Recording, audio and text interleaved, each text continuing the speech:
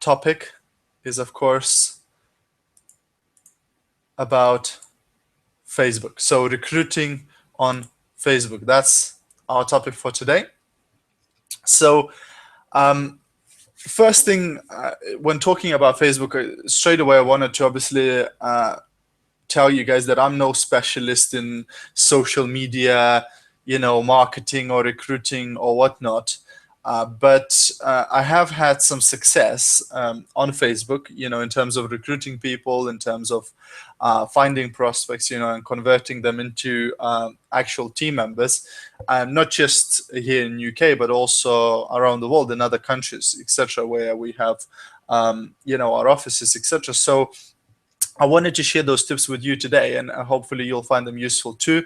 Hopefully you'll be able to put them in practice as well, and recruit some people. So number one thing I've got here is says attraction marketing. Now there's a lot of definitions to attraction marketing and things like that, but basically the idea is to get people to come to you instead of you attacking people. Now what I mean by that is that too often people they make it almost too easy for the prospect, where they put all the information out there on social media, where there is no curiosity left, there is no thinking left for the prospect. Basically they already seen it and they don't even need to contact you anymore. So one of the things that big internet marketers recommend and advise is not to put out your brand out there or your product out there. So if you especially if you want to recruit, if you want to sell products, then of course you need to advertise your products and people will get curious and they will buy from you. But when we're talking about recruiting people into your business, you really don't want to put out your company name out there or your products out there, etc. The reason being, there's two main reasons. Because if I go on my Facebook and I put out, join FM group today, right? Number one thing that can happen is somebody will go onto Google and dig out some negative information about my company. Now, there's not a lot of negative information about our company, but guess what? This is the stuff that catches people's eyes. They will not see a million positive reviews, but they'll find one that says something bad about it, and that's what they're gonna get, that's what they're gonna believe in. They'll go, oh, there's something bad about it, so now I'm not gonna do it, etc. So that's one thing. Number two is, it might happen that they look at that and they look at my post and go, oh, FM group, etc. Right, let me Google FM group, and they Google FM group and they find the biggest leader in the company, and they all go, well, why would I join Gediminas when I can join the number one person in this company?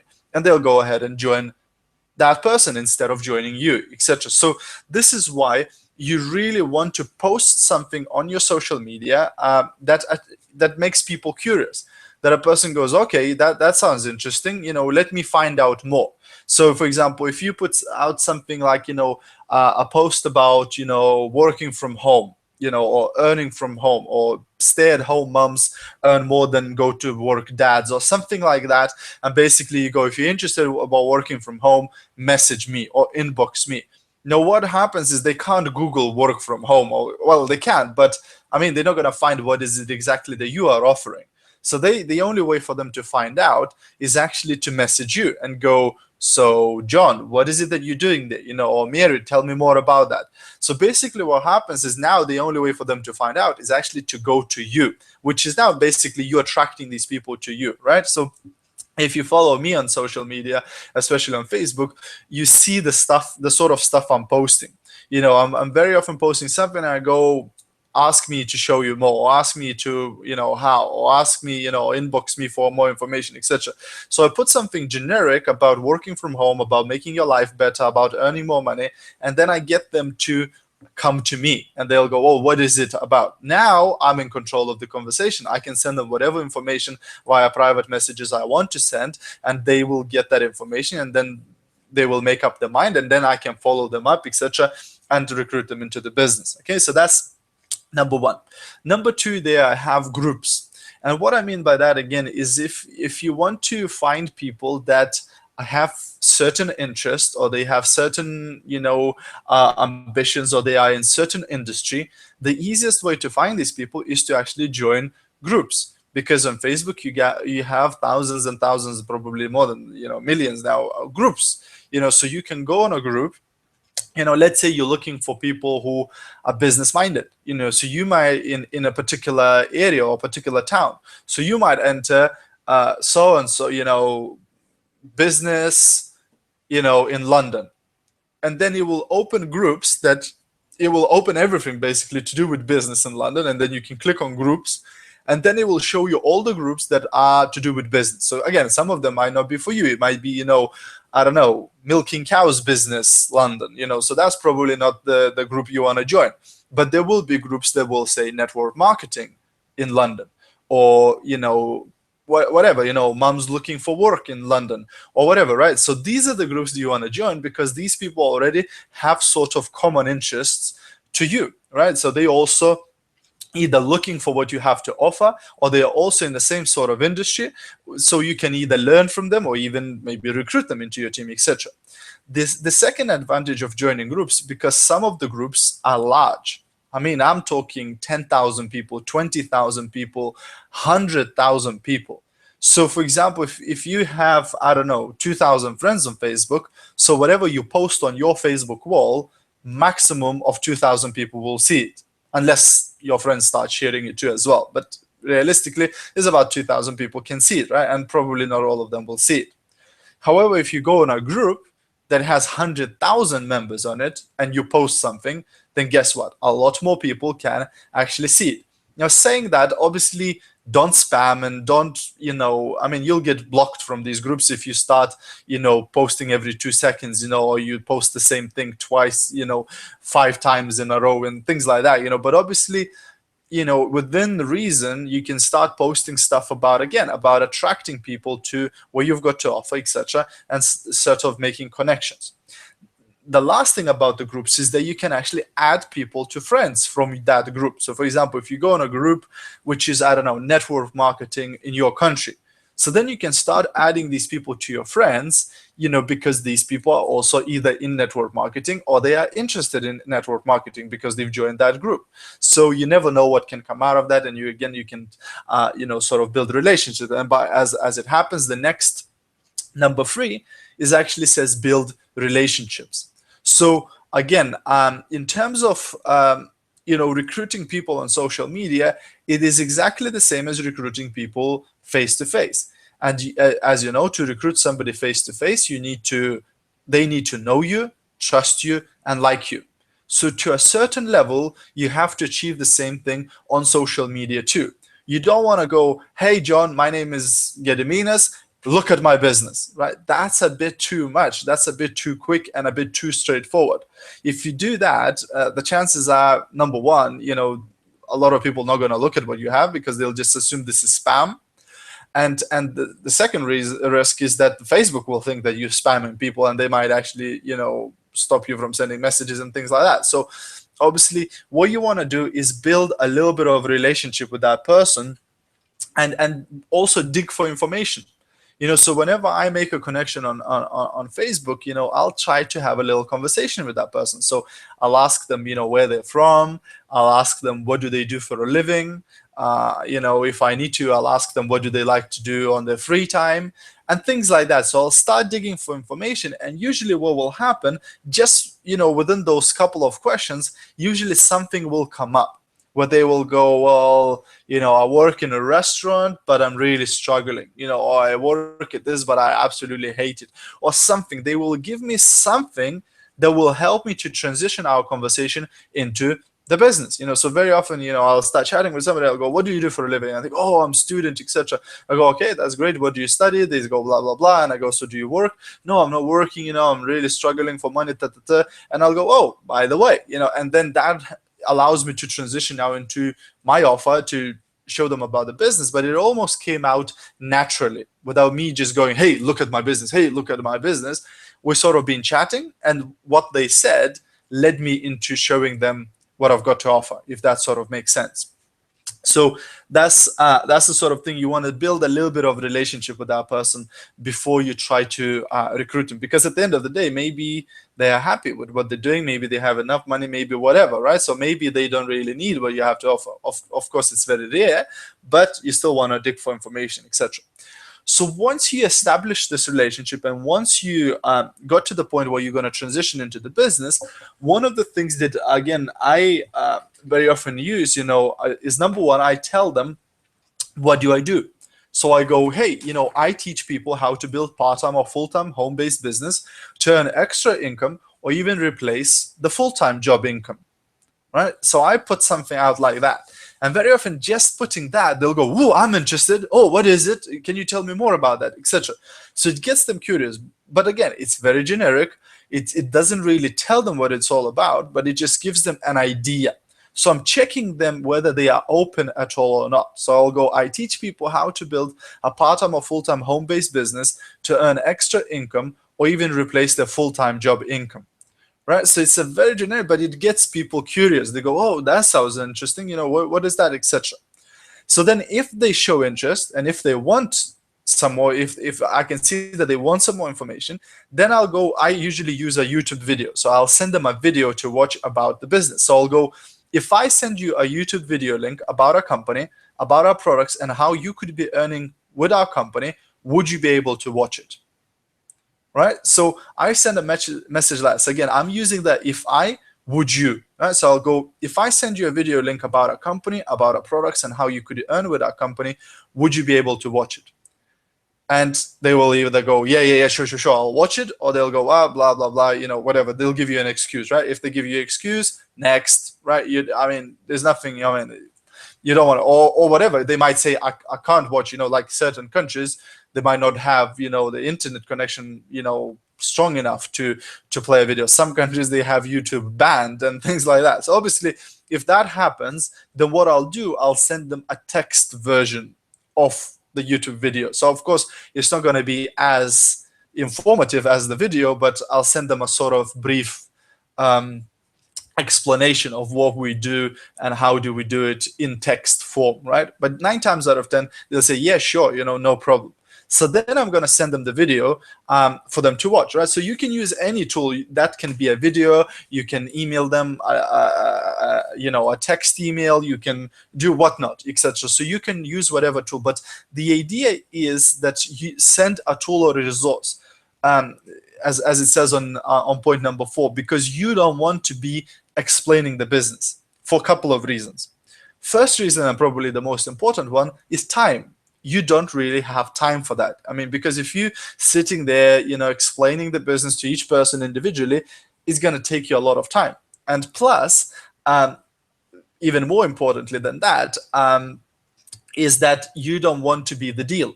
As those of you who attended my trainings, that I always say that the business has to be duplicatable. If you're really fantastic at explaining the business, explaining the products, and explaining the marketing plan and how they're going to get paid, it's fantastic. But that person listening to you, they'll go, well, I couldn't do this thing. I couldn't explain somebody all of this information, etc.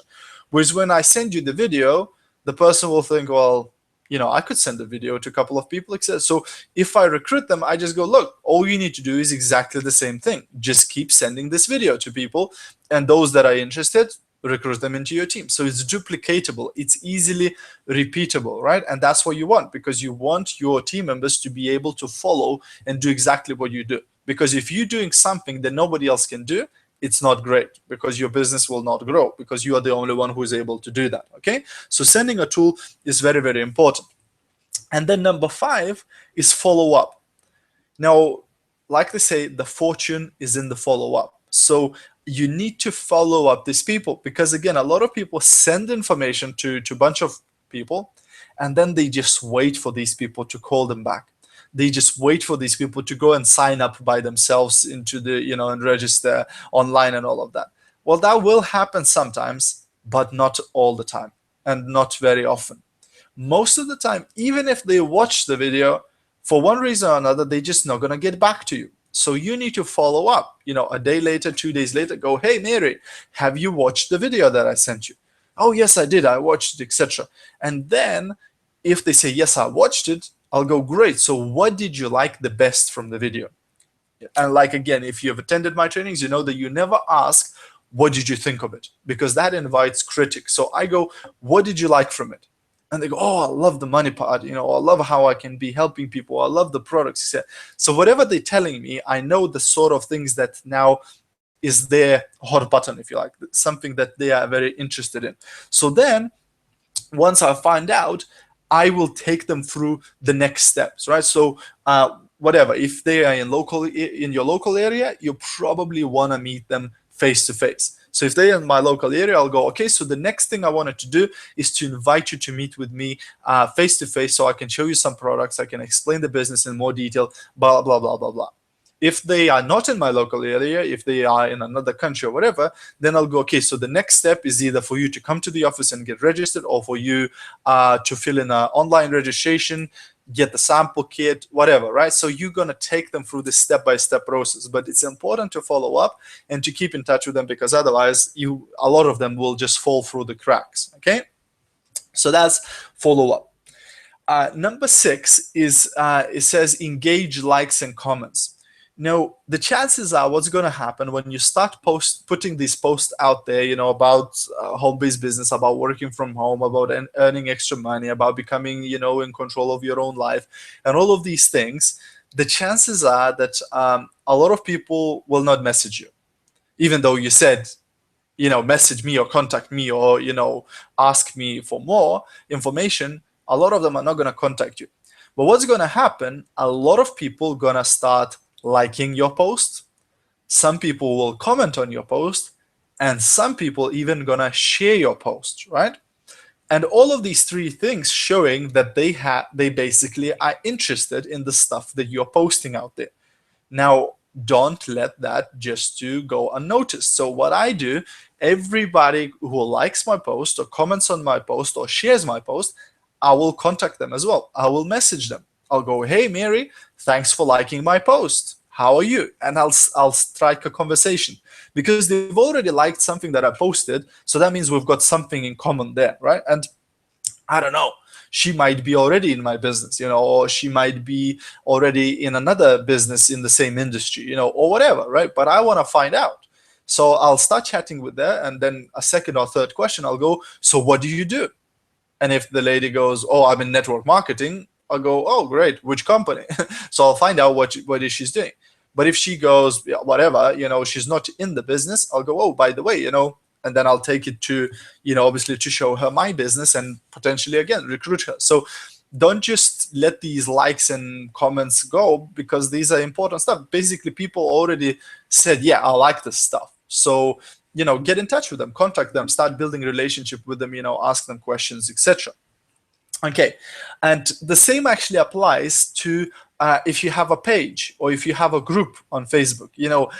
If you have a page and the page has 500 likes, guess what? You need to start contacting those people who liked your page, because if your page is about the business and people are liking your page, that means they are interested in your business, or they're interested in what you're posting or whatever, right? So start building a relationship with them and start messaging them. Say, hey, thanks for liking my page. Do you think you're getting value from it? Do you think, do you like the sort of stuff I'm posting? What do you do for a living? Blah, blah, blah. And start asking them questions, start building a relationship. And potentially that can lead into obviously showing them your business and recruiting them. Okay. And then the last one there, number 7, it says expand your list. So what I mean by that is you need to add friends on Facebook. One of the things that, I used to do, and a lot of people I think do, is, when you first get started, like you tell all of your friends and family about the business, etc. And at some point, pretty much everybody knows about your business, from your friends, family, etc. And your friends on Facebook, that is, as well. So very often, I know people who have, I don't know, 500 people on the Facebook, and out of those 500 people, like 450 are already in their business. So if you start posting stuff about recruiting people and most of your friends on Facebook are already in your business, then you're probably not going to recruit a lot of people, are you?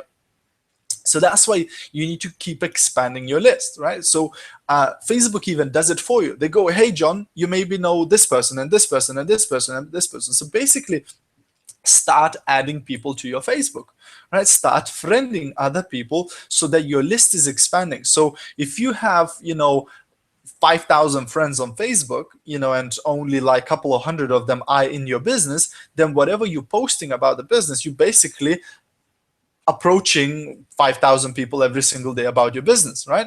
But if you don't have that many friends on your Facebook, then the stuff you're posting is actually not reaching that many people. So you want to basically expand your list. You want to make sure that you're adding people that you find interesting on Facebook. That you find, oh, that guy stands out. Or that girl looks sharp. That girl looks like whatever. I notice this stuff. When I'm on Facebook and Facebook suggests me friends, if I see somebody with a microphone, or I see somebody doing a presentation, or I see somebody who looks really sociable, or I see somebody who looks like they are influential or whatever, right? I'll add them. I'll go, yeah, send a friend request. Now, will everybody accept? Of course not, right? But just basically expand your list. Now, saying that, don't go crazy. With all of these things, with joining groups, with adding friends, with messaging a same message. Don't go nuts with this thing. Don't go and add 1,000 friends in one day. Because you will get blocked by Facebook. Or don't go and join 50 groups, in an hour space. Sort of space this stuff out. So join a couple of groups now, join a couple of groups in the evening, join a couple of groups next day, etc. So build it gradually. Or if you're adding friends, add a couple of friends every single day, but don't go and add 500 in one go, because that's just like, it straight away it goes, whoa, what is happening here? This person never does this thing. So, and same thing like sending, be careful of sending the same message, because Facebook will look at that as a spam. So if you make up, like, a lot of people basically are lazy to build these relationships on Facebook. So what they will do, they'll just have a copy paste message about the business with the presentation link or whatever, and they'll start sending the same message, without changing it, without adding person's name or anything. They'll just put the same message and they start sending it to thousands of people. Again, you will get blocked for that, because the Facebook will go, whoa, what is happening here? It's the same message going out to hundreds of people, and that's not what Facebook was meant for. So straight away they'll go, oh, what is happening here? So make sure that you are human. Don't do stuff that is just excessive, on Facebook, because you will get in trouble with that. Okay, guys, I think